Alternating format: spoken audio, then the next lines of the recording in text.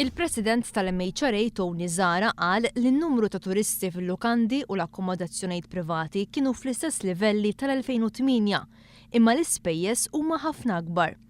Toni Zahra jsemmi fost oħrajn spejjeż imposti mill-Gvern fuq l-industrija tal-lukandi. MHRA will also keep calling on the government to consider lowering government-induced costs during low season by, for example, considering reductions in the cost of national insurance during definite periods in the year.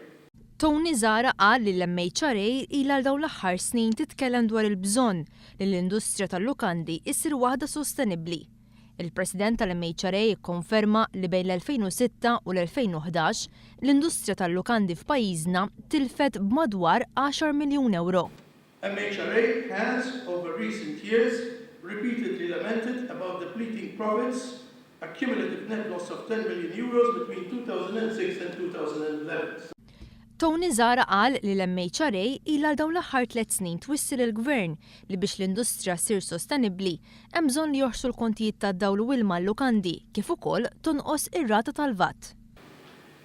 Over the past 3 years, our call to the authorities has been loud and clear. Government needs to restore sustainability in the hospitality industry by 1. Increasing arrivals in the shoulder in the winter period to give increased revenues without increasing costs. 2. Lowering the utility rates by 4 cents a kilowatt. 3. Reducing VAT from the hiked up 7% to the original 5%.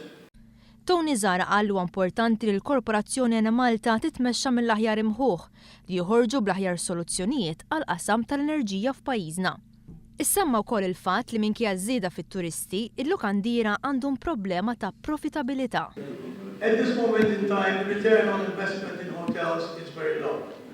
Over the last years, especially since 2008, this has been very challenging, and it's only now that some of the better performing hotels actually might be getting to that scenario. Unfortunately, what often happens is, in the sector, by the time you actually get to that profitability, you're in the need of a major refurbishment. So you're back to square one. Intant, mill-figuri dwar is-sitwazzjoni tal-lukandi u akkomodazzjonijiet privati, irriżulta li l-aħħar kwart tas-sena li għaddiet kienet simili għal livelli tal-2008. Huma qalu li dan huwa l-minimu biex ikollok industrija sostenibbli. Imqabbel mal-aħħar kwart tal-2011, it-turisti li ġew f'pajjiżna fl-2012 żdiedu b'4.5%. Waqt il-konferenza saret ukoll preżentazzjoni tas-sit elettroniku l-ġdid tal-Linja Nazzjonali tal-Ajru r-Malta.